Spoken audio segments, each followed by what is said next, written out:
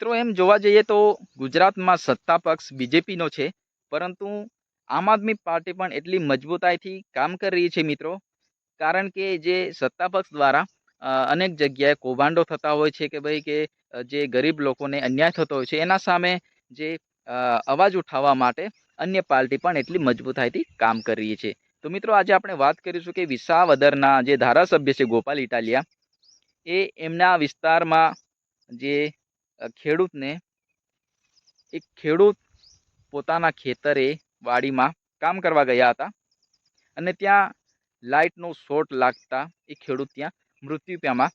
તો એના માટે જે આ ધારાસભ્ય છે ગોપાલ ઇટાલિયા, એ પોતે અરજી આપવા માટે જાય છે કે ભાઈ તમારી આ લાઇટ કનેક્શન વાળાની બેદરકારીના કારણે અમારો આ ખેડૂત મૃત્યુ પામ્યો છે, તો એનો કંઈ ન્યાય આપવો જોઈએ.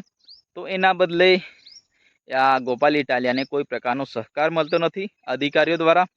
પછી ગોપાલ ઇટાલિયા પોલીસ સ્ટેશનમાં જાય છે અને અરજી આપવા માટે, તો ત્યાં પણ પીઆઈ મેડમ દ્વારા કોઈ પ્રકારની રિસ્પેક્ટ એમને મળતો નથી. અને આ ગોપાલ ઇટાલિયા પહેલા આપણે વિડીયો જોઈ લઈએ, આ મેડમ શું કહી રહ્યા છે. નહીં, તમે લખો ને, આપી નથી દેવાનું. લખો, તમે લખો, નથી લખતા આવડતું, અમને લખતા તમે લખો, તમારે લખવાની ડ્યુટી છે. ના ના, એ લખવું જ પડશે, એમ થોડું હોય. તમારી રીતે નહીં, અમે લખાવીએ લખવાનું છે, તમારી રીતે થોડું લખવાનું. તમે લખાવો, હું અરજી લખાવી લખી લો, અરજી લખો, હું લખાવું અરજી. હું પોલીસે લખી લેવાની ફરજ છે સીઆરપીસી પ્રમાણે, બીએનએસએસ પ્રમાણે. એવું ના હોય, તમે તમારું તો આખું વલણ જ તે બરાબર મિત્રો નથી. આ ધારાસભ્ય જેવા ધારાસભ્યની પણ રિક્વેસ્ટ લેતા નથી, એની વાત જ માનવા તૈયાર નથી આ પીઆઈ. તો મિત્રો આમ જનતાની વાત કોણ સાંભળશે? તો મિત્રો આજ આપણે કહેવું છે કે ભાઈ ભલે સત્તા પક્ષ ગમે એટલો પાવરમાં હોય, પરંતુ અધિકારીઓ અને આ તંત્ર પણ એમના જ તલવા નીચે કામ કરી રહ્યા છે એવું લાગી રહ્યું છે. કારણ કે આપણને ચોખ્ખું જ દેખાઈ રહ્યું છે કે ભાઈ આ કોના અંદરમાં કામ કરી રહ્યા છે.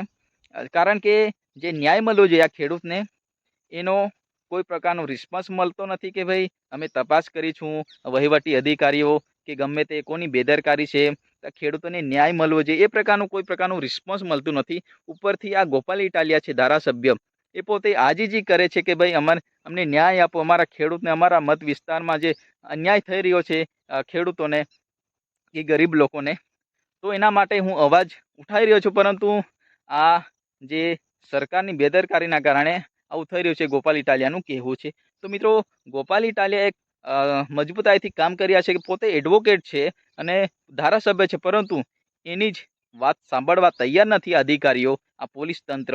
તો પછી આમ જે જનતા છે એનો અવાજ કોણ સાંભળશે? તો મિત્રો ગોપાલ ઇટાલિયાનું કામ તમને કેવું ગમ્યું કે નહીં એ કોમેન્ટ બોક્સમાં જરૂર કહેજો. મિત્રો આપણી ચેનલ પર નવા આવ્યા હોય તો પહેલાં ચેનલને સબસ્ક્રાઈબ કરજો, વિડીયોને લાઇક કરજો, જેથી આવનારા તમામ વિડીયોની નોટિફિકેશન તમને મળી જાય. તો મિત્રો આજના વિડીયોમાં બસ આટલું જ. ફરી મળીશું એક તરત જ બીજા વિડીયો સાથે.